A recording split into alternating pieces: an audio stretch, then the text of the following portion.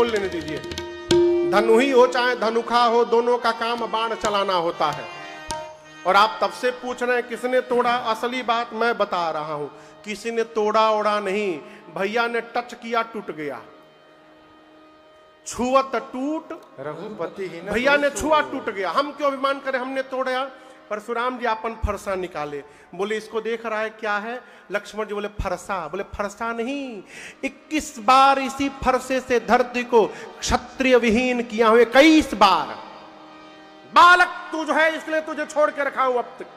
बाल ब्रह्मचारी अति क्रोधी हूं मैं, केवल मुनि लोग जानते, पूछ अपने गुरु जी से। लक्ष्मण जी हाथ जोड़कर बोले मैं बहुत भाग्यशाली हूं, मैं बहुत भाग्यशाली। परशुराम जी बोले क्यों। लक्ष्मण जी बोले जीवन में पहली बार कोई वीर मिला जो अपनी प्रशंसा अपने मुख से कर रहा है। लेकिन हम कोई कुम्हड़े की बत्तियां नहीं जो तर्जनी देख के डर जाएंगे। हमारे कंधे पर भी धनुष बाण है, लेकिन हम आपसे लड़ेंगे नहीं। परशुराम जी बोले क्यों नहीं लड़ोगे। लक्ष्मण जी बोले मानिए हम आपको मार दिए। क्या बोले, मान लीजिए, मानने में क्या जा रहा है, मान लीजिए युद्ध में मार दिए तो आप ब्राह्मण है, पाप लगेगा, ब्रह्म हत्या का पाप लगेगा।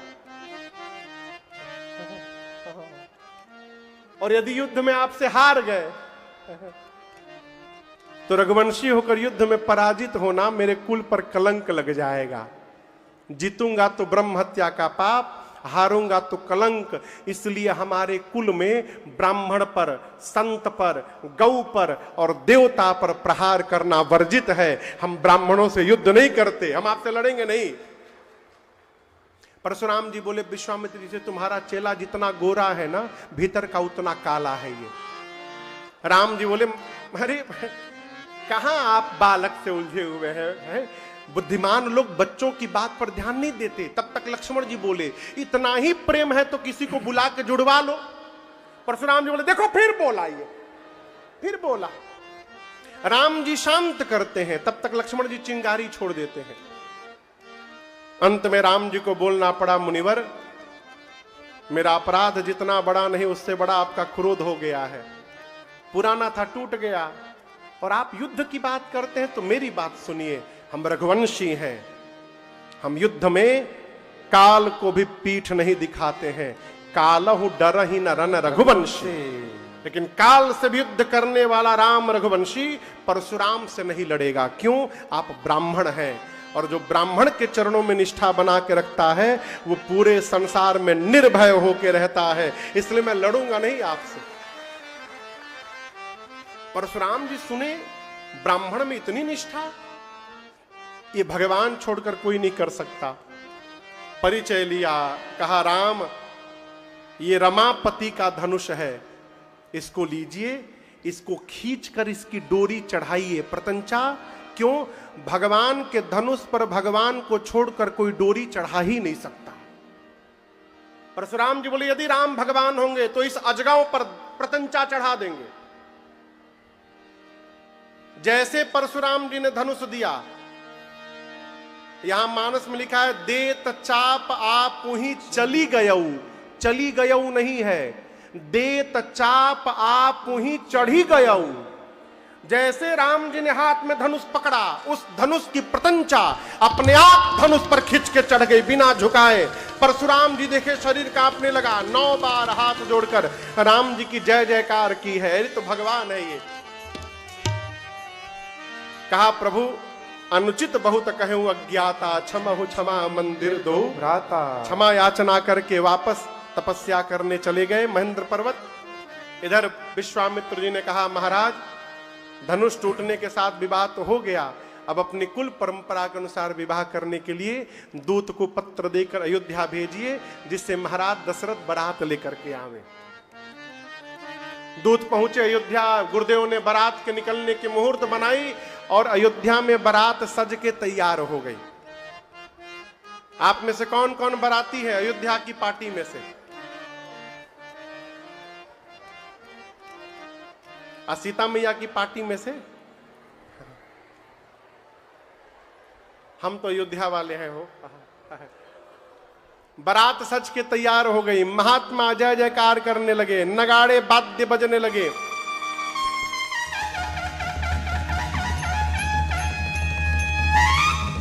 जानते कौन बाजा है? सिंहा। हमारे यहां सिंहा बोलते हैं, यहां पर हाँ वैसे ऐसे होता है, ऐसे टेढ़ा करके ऐसे लेके बजाते हैं। विवाह का असली मुख्य यही वाद्य है, नगाड़ा और सिंहा।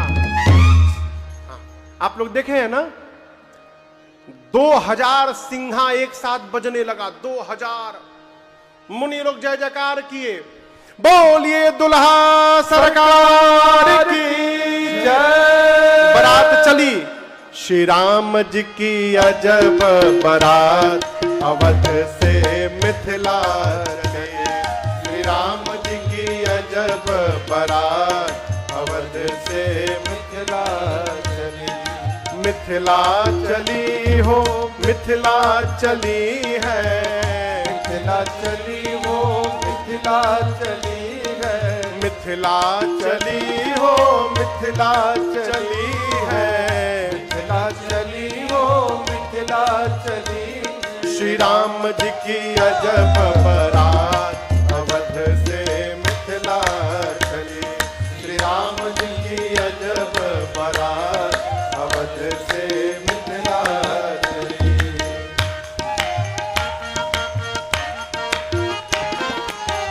हाथी घोड़ा और पालकी, हाथी घोड़ा और पालकी।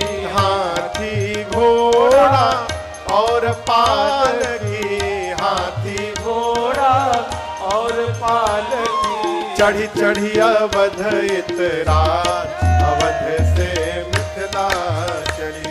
हाँ चढ़ी चढ़ी अवध इतरात अवध से मिथिला चली। श्री राम जी की अजब बारात अवध से मिथिला चली।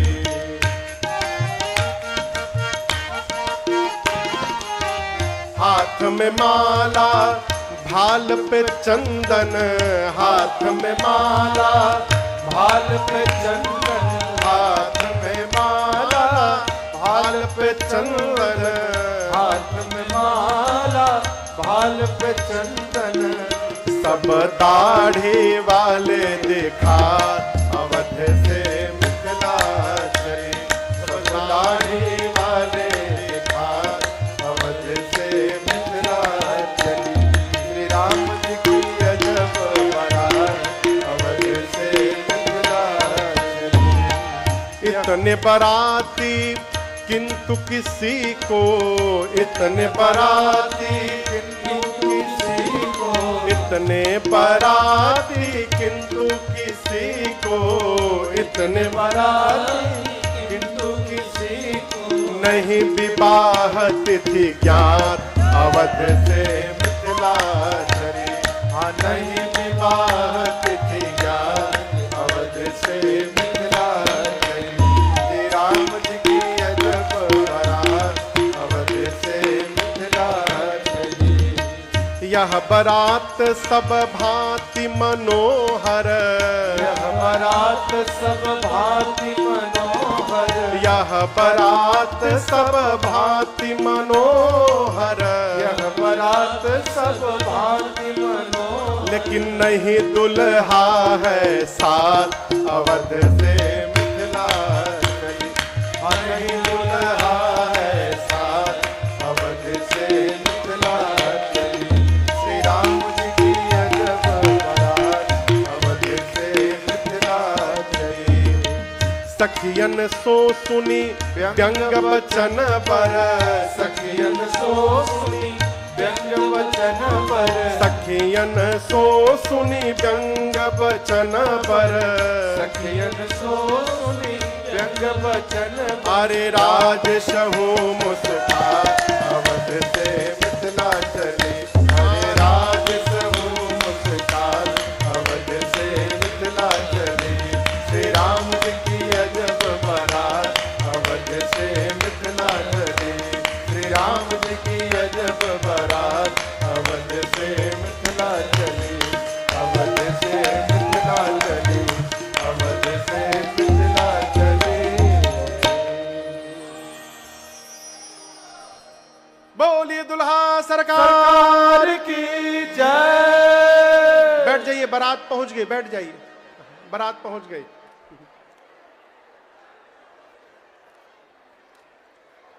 श्री राम जी की अजब बारात, अवध से मिथिला चली। बारात में जो लोग हैं वो कैसे दिखाई दे रहे हैं?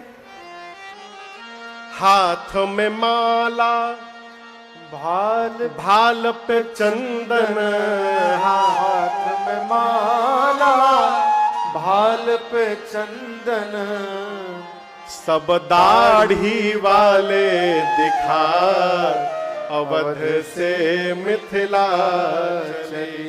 सब दाढ़ी वाले दिखा, अवध से मिथिला चली। अगल बगल जहां से बारात गुजरती है, अगल बगल के लोग कहते हैं, यह बारात सब भांति मनोहर, यह बारात सब भांति मनोहर। लेकिन एक कमी है, क्या? अरे नहीं दुल्हा है साथ, अवध से मिथिला चली। श्री राम जी की अजब बारात, अवध से मिथिला चली। और एक बात, इतने बाराती, कौन कौन बाराती है? हाथ ऊपर करिए। इतने बाराती किंतु किसी को, इतने बाराती किंतु किसी को, नहीं विवाह तिथि ज्ञात, अवध से मिथिला चली। श्री राम जी की अजब बारात, अवध से मिथिला चली। बारात को अयोध्या से निकलकर मिथिला जाने में 4 दिन का समय लगा। कितना दिन? 4 दिन। पहली रात्रि जहां बारात रुकी है सरकार, बाराती भोजन कर रहे हैं, बैठकर आपस में चर्चा करते हैं। का हो यहां कोई मिथिला का है? मिथिला की ओर का कोई नहीं है, मिथिला की ओर का कोई नहीं है। उधर मिथिला घर है, अरे यहां का नहीं, मिथिला के वहां का जन्म हो किसी का, कोई नहीं है। हाँ। आपस में चर्चा करते हैं बाराती, क्या?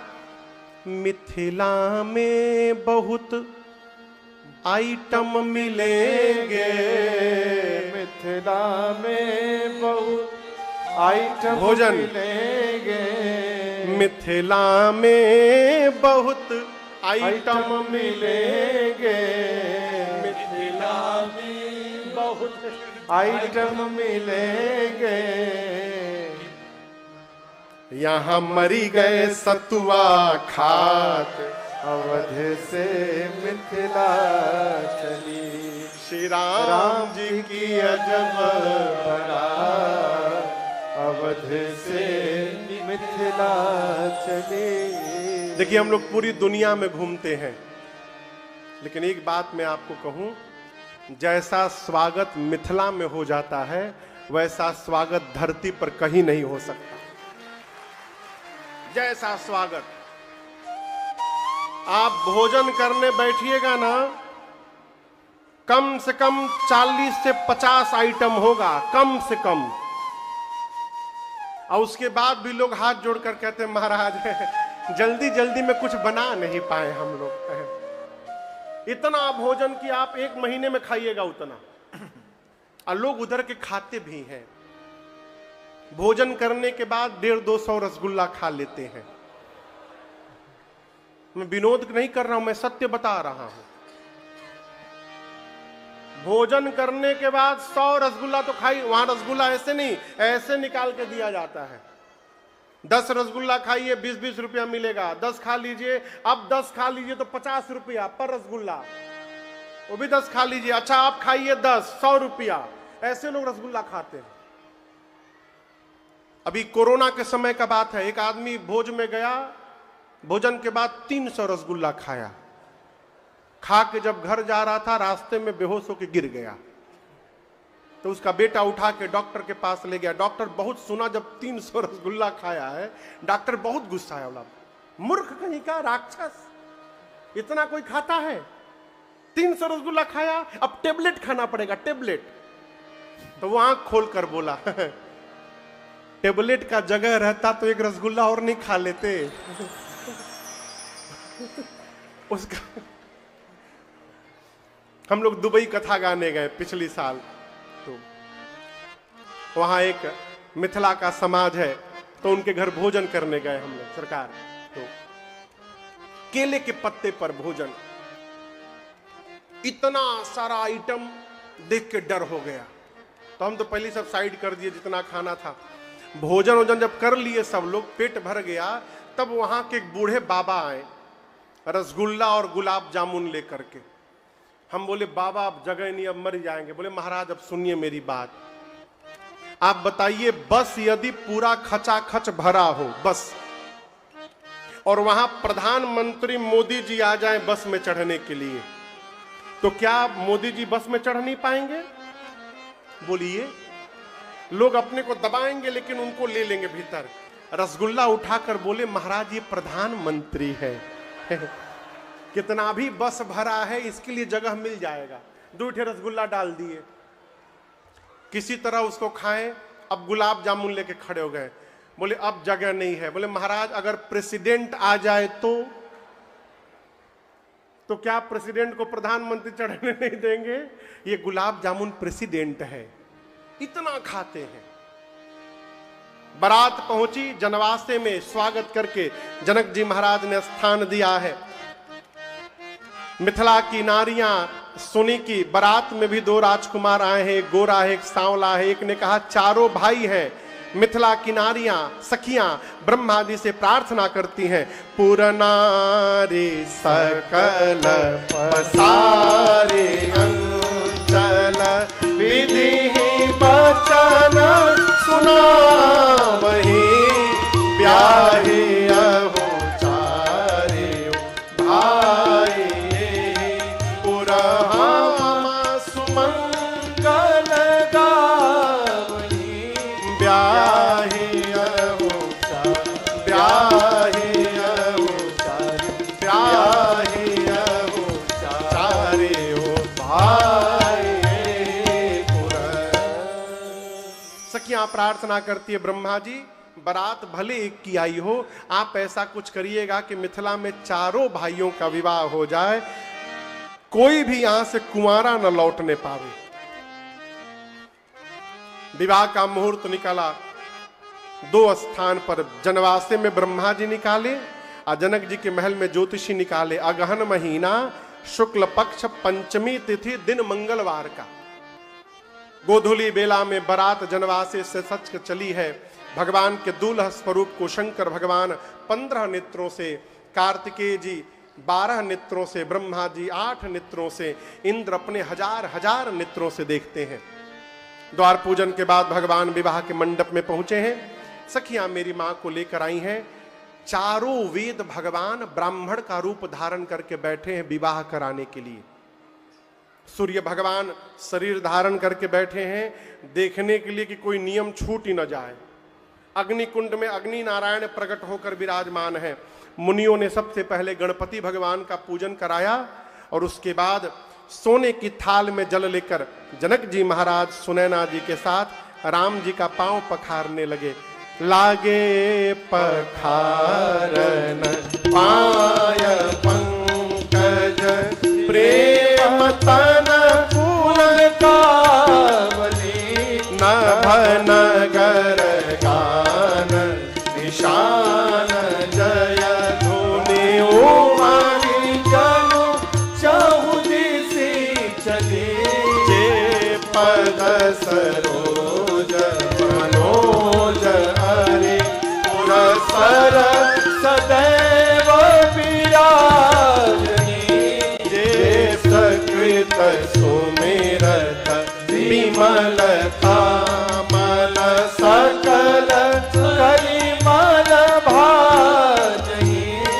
जैसे जनक जी महाराज राम जी के चरण को पखारने लगे, सा पांव पखार रहे हैं, ये वही पांव सा पांव पखार रहे हैं, ये वही पांव है जो भगवान शंकर के हृदय में रहता है, ये वही चरण है जिससे अहिल्या जी का उद्धार हो गया, ये वही चरण है जिसका एक बार स्मरण हो जाए तो जीव के अनंत जन्म के पाप उसी समय समाप्त हो जाते हैं। ये वही चरण है जिसको एक बार देखने के लिए महात्मा जन्म जन्मांतर तपस्या करते हैं। उसी पांव को अपने हाथ से पखार रहे हैं। आज इस सृष्टि में जनक जी से अधिक सौभाग्यशाली दूसरा कौन होगा? पूरी सभा बोली, बोलिए जनक जी महाराज की जय। पद प्रक्षालन के बाद शाखोचार हुआ, शाखोचार के बाद कन्यादान, पानी ग्रहण संस्कार हुआ। क्यों कर विनय विदेहु कियो, विदेह हम करि होम विधिवत गाठ जोड़ी। पानी ग्रहण के बाद विधिवत होम हुआ, करि होम विधिवत। अब विधिवत गांठ जोड़ी, होम के बाद गठबंधन हुआ, गठबंधन के बाद भावरी पड़ी। कितनी भावरी?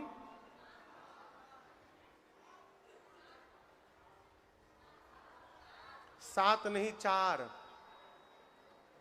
7 भावरी केवल फिल्म में होता है, 4 भावरी पड़ी। भावरी पड़ने के बाद मुनियों ने राम जी को आदेश दिया कि आप सीता जी के मांग में सिंदूर अर्पित करिए। प्रभु खड़े हुए, राम सिय सिर सिंदूर दे, शोभा कही न जादे विधि के। राम सिय सिर सिंदूर दे, शोभा कही न जादे विधि के। अरुण पराग जल भरनी के, शशि घोष अहिलो भयनी के। अरुण पराग जल भरनी के, शशि घोष अहिलो भयनी के। बहुरी वशिष्ठ दीन्हि अनुशासन, पर दुलहिन बैठे आसन। बहुरी वशिष्ठ दीन्हि अनुशासन, पर दुलहिन बैठे आसन। जैसे भगवान ने मां के मांग में सिंदूर अर्पित किया, पूरी सृष्टि बोल पड़ी, बोलिए दुल्हा सरकार की जय, बोलिए दुल्हन महारानी की जय। अब गुरुदेव भगवान ने आज्ञा दी है कि दोनों दूल्हा दुल्हन एक आसन पर जाकर बैठे। सीता मैया जाकर मेरे प्रभु के निकट एक ही आसन पर विराजमान हुई। श्री चक्रवर्ती जी महाराज जब एक साथ प्रभु और मैया को देखे तो प्रसन्न हो गए। इधर गुरुदेव भगवान वशिष्ठ जी जाकर जनक जी से पूछे, महाराज घर में और आपकी बेटी है का? जनक जी बोले, गुरु जी 3 गो बेटी बच गई है। गुरु जी बोले, आपके घर में 3 गो बेटी है, हमारे घर में 3 गो बेटा बचे हैं, बुलाओ सबको, बुलाओ, आज सबका विवाह होगा। और उसी मंडप में राम जी के विवाह के बाद भरत भैया का विवाह जनक जी के भाई कुशध्वज जी की बड़ी बेटी मांडवी मैया से हुआ। लक्ष्मण भैया का विवाह जानकी मैया की छोटी बहन उर्मिला मैया से हुआ। और शत्रुघ्न भैया का विवाह मांडवी मैया की छोटी बहन श्रुति कीर्ति मैया के साथ हुआ। विवाह में मंडप कितना बना है? 1। और दुल्हा दुल्हन कितने हो गए? आप कल्पना करिए, जो पिता एक बेटी के लिए मंडप बनवावे और 4-4 बेटियों का विवाह हो जाए, उससे अधिक सौभाग्यशाली पिता कौन होगा हो? चालो दुल्हा दुल्हन सरकार खड़े हैं, सखियां देखकर नाचने लगी।